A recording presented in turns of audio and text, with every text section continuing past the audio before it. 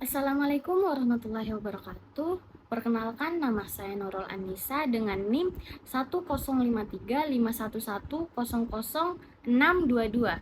Saya dari kelas BG2A. Di sini saya akan mempresentasikan secara singkat materi mata kuliah Ilmu Sosial Budaya Dasar yang diampu oleh Bapak Syarifuddin SPD MPD. Baik, materi pertama yang akan saya jelaskan di sini adalah manusia dan kebudayaan. Definisi manusia dan kebudayaan. Manusia adalah makhluk hidup yang memiliki kemampuan berpikir, merasakan, dan bertindak secara sadar. Kita sebagai manusia memiliki kemampuan untuk menciptakan dan mempengaruhi lingkungan di sekitar kita.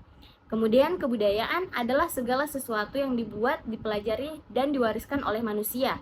Kebudayaan meliputi bahasa, seni, musik, adat istiadat, dan nilai-nilai yang dianut oleh suatu kelompok dalam masyarakat itu. Kebudayaan juga mencerminkan bagaimana cara hidup dan pandang dunia suatu masyarakat. Di sini terdapat contoh-contoh kebudayaan yang berbeda. Adat istiadat suku Dayak di Kalimantan, tari saman dari Aceh, atau kebiasaan masyarakat Bali dalam upacara ngaben. Selain itu, kebudayaan juga dapat terlihat dalam bentuk arsitektur, musik, kuliner, dan bahasa yang digunakan oleh suatu kelompok manusia.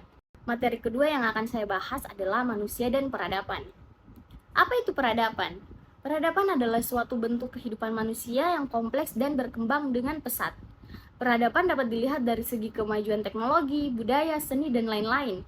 Sebuah peradaban biasanya memiliki sistem pemerintah, bahasa, agama, dan adat istiadat yang khas. Mengapa manusia dan peradaban saling berkaitan?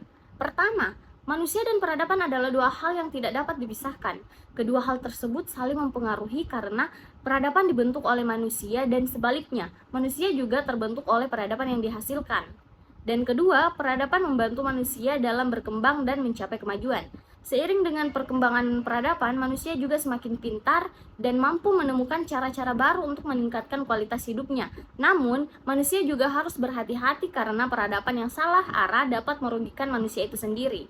Selanjutnya, materi ketiga yang akan saya bahas adalah manusia sebagai makhluk individu dan sosial. Manusia adalah makhluk yang memiliki kemampuan untuk hidup secara mandiri atau individual serta berinteraksi dengan lingkungan sekitarnya. Sebagai makhluk individu, manusia memiliki kebebasan dalam mengambil keputusan dan bertanggung jawab atas tindakan yang diambilnya. Namun demikian, manusia juga tidak bisa hidup sendiri tanpa bantuan dari orang lain. Sebagai makhluk sosial, manusia selalu membutuhkan interaksi dengan orang lain untuk memenuhi kebutuhan fisik maupun psikologisnya. Kehidupan sosial manusia terbentuk melalui proses belajar dan beradaptasi dengan norma-norma sosial yang berlaku di masyarakat. Dalam kehidupan sosial, manusia juga dapat membangun hubungan yang erat dengan orang lain seperti keluarga, teman, dan pasangan hidup. Selanjutnya di sini ada ciri-ciri manusia sebagai makhluk individu dan sebagai makhluk sosial. Pertama, saya akan menjelaskan ciri-ciri manusia sebagai makhluk individu. Manusia memiliki kemampuan berpikir, merasakan, dan bertindak secara mandiri. Kemampuan berpikir membuat manusia mampu mengembangkan ide-ide baru. Sementara itu, kemampuan merasakan membuat manusia mampu mengekspresikan emosi. Dan terakhir, kemampuan bertindak secara mandiri membuat manusia mampu melakukan tindakan tanpa bergantung pada orang lain. Selanjutnya, ciri-ciri manusia sebagai makhluk sosial. Manusia memiliki kemampuan untuk berinteraksi dan berkomunikasi dengan manusia lainnya. Selain itu, manusia juga memiliki kemampuan untuk membentuk budaya dan norma-norma sosial. Budaya dan norma ini menjadi acuan dalam berinteraksi dengan sesama manusia dan memberikan identitas pada masyarakat tertentu. Oleh karena itu, manusia tidak hanya hidup sebagai individu, tapi juga sebagai bagian dari kelompok sosial. Selanjutnya, materi keempat yang akan saya jelaskan adalah manusia, nilai, dan moral.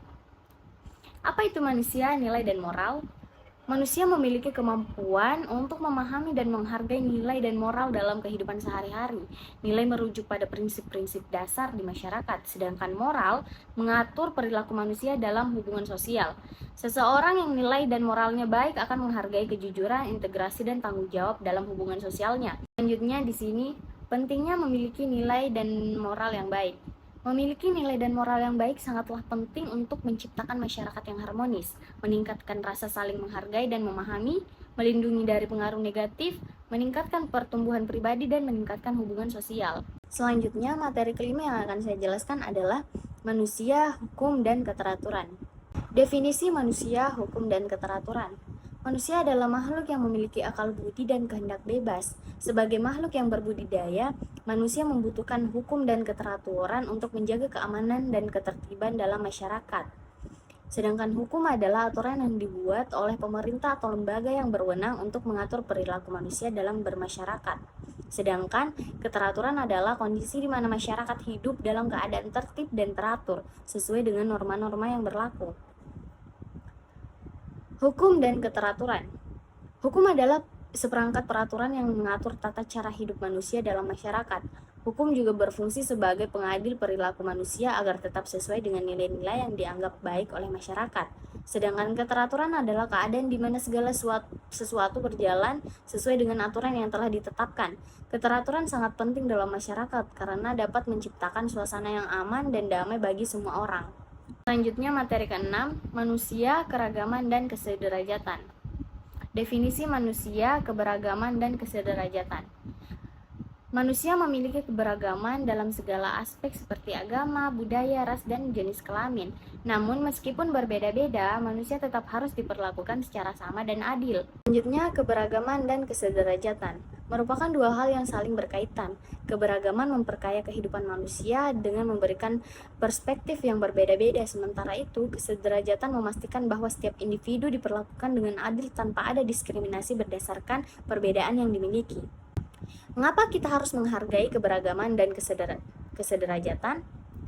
Keberagaman dan kesederajatan adalah nilai-nilai yang sangat penting dalam kehidupan masyarakat. Keberagaman mencakup perbedaan ras, agama, budaya, bahasa, dan sebagainya. Sementara itu, kesederajatan berarti bahwa semua orang memiliki hak yang sama tanpa diskriminasi. Selanjutnya, materi ke-7 yaitu manusia, sains, teknologi, dan seni. Definisi manusia, sains, teknologi, dan seni. Manusia adalah makhluk yang memiliki kemampuan untuk berpikir, merasakan, dan bertindak secara rasional. Sains adalah disiplin ilmu yang mempelajari fenomena alam dan kehidupan dengan menggunakan metode-metode yang sistematis dan logis. Kemudian, teknologi adalah produk dari aplikasi sains yang digunakan untuk memecahkan masalah kontemporer. Dan seni adalah ungkapan kreativitas manusia dalam bentuk estetika yang membangkitkan emosi dan imajinasi. Sains adalah bidang ilmu yang bertujuan untuk memahami alam semesta dan fenomena yang terjadi di dalamnya. Dalam sains, segala sesuatu harus dijelaskan secara logis dan rasional dengan menggunakan metode ilmiah yang teruji. Selanjutnya, teknologi dapat mendorong inovasi dan kemajuan. Teknologi maju membantu banyak bidang seperti menghubungkan orang dari seluruh dunia dan memproses data lebih cepat dan efisien. Teknologi masih perlu inovasi terus-menerus agar semakin berkembang. Para ahli teknologi harus mencari cara baru meningkatkan teknologi yang ada atau menciptakan yang lebih baik dan efisien. Selanjutnya, seni yang mewakili kreativitas manusia. Seni merupakan bentuk ekspresi kreativitas manusia yang memungkinkan kita untuk menyampaikan pesan dan emosi dengan cara yang unik dan indah. Dalam seni, kita dapat mengeksplorasi berbagai teknik dan gaya yang memungkinkan kita untuk menciptakan karya yang sangat beragam. Selanjutnya, materi terakhir mengenai manusia dan lingkungan. Hubungan antara manusia dan lingkungan di sekitarnya. Sebagai manusia, kita punya tugas penting menjaga lingkungan.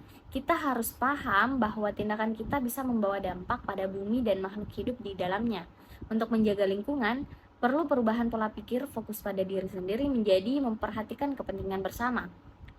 Kita bisa melakukan tindakan-tindakan kecil mulai dari memilah sampah hingga menghemat air dan listrik. Serta menggunakan kendaraan yang ramah lingkungan juga merupakan hal yang bisa dilakukan. Mengapa kita harus menjaga lingkungan? Lingkungan penting untuk kehidupan kita. Udara bersih diperlukan untuk bernapas, air bersih untuk minum dan makanan dari tumbuhan. Kesehatan manusia terancam jika lingkungan mengalami kerusakan. Menjaga lingkungan artinya menjaga kelangsungan hidup planet ini. Tumbuhan dan hewan bergantung pada lingkungan. Bila lingkungan rusak, mereka akan punah dan eksotisme terganggu. Baik, itulah tadi penjelasan singkat dari saya. Saya akhiri dengan mengucapkan wassalamualaikum warahmatullahi wabarakatuh.